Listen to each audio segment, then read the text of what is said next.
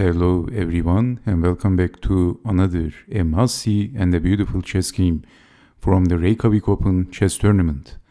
This is an up-to-date chess game. It happened only a few days ago, and in this chess game with the white pieces we have Evgenios Ioannidis from Greece and his opponent is Nielsen from Norway. So both players are in their early 20s, and you can see that both players has big rating point difference. So Ioannidis is 24.73 and his opponent Nielsen is 22.01. So that's a big rating difference. Normally I don't talk much about rating points, but this is a significantly big rating point difference. Okay, so let's see what happened. Can white dominate black? Can he show why he is the higher rated player? So we have d4, d5, c4, and this is queen's gambit. Declined. Knight to c3, c5, exchanging, and then c takes on d4. Queen takes on d4, and basically black is sacrificing a pawn.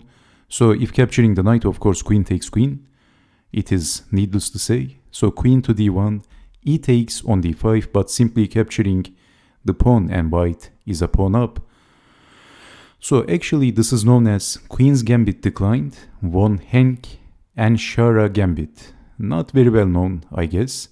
So bishop to d7 for the quick activity, black is sacrificing a pawn and developing the bishop, and queen to b6, queen goes back, queen to d2 and developing the bishop, and e4.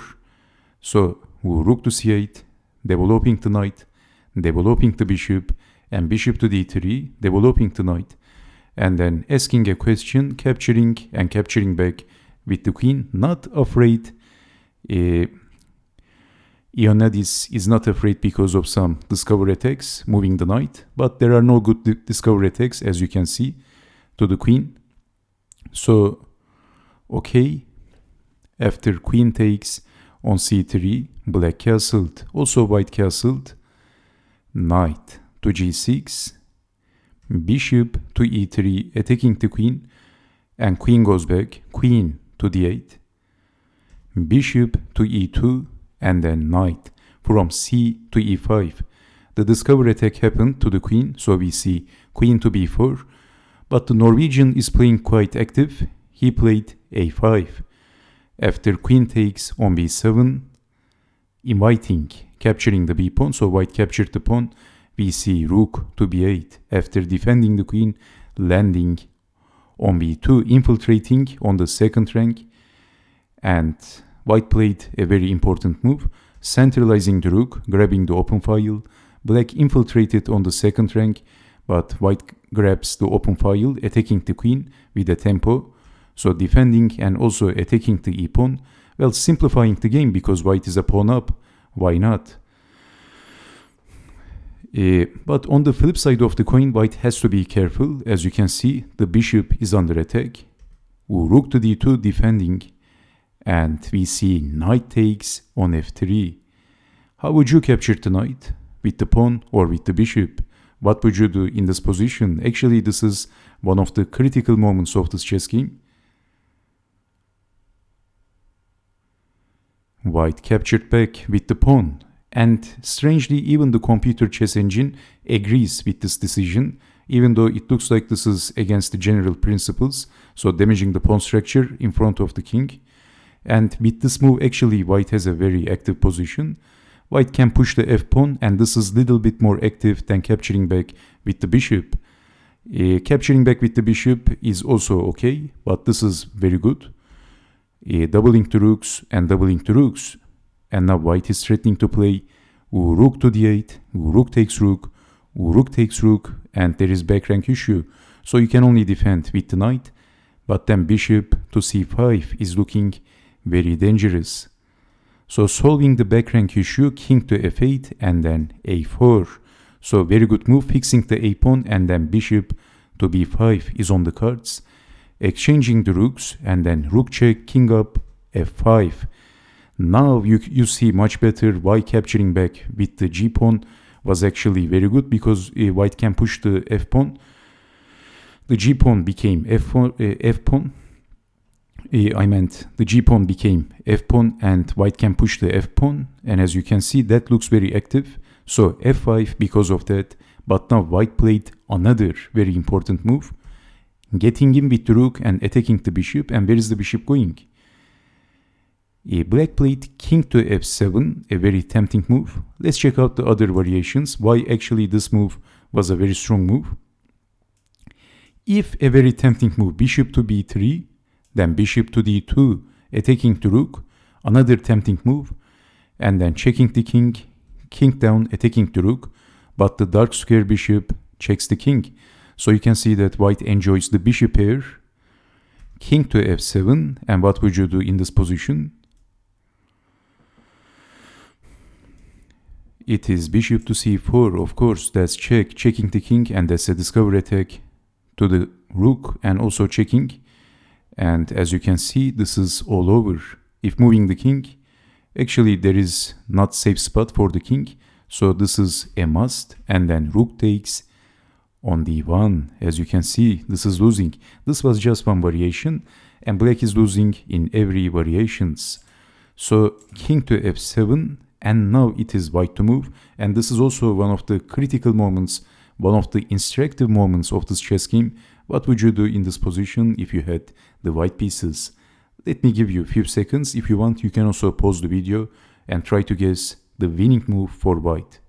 Yes, white is winning.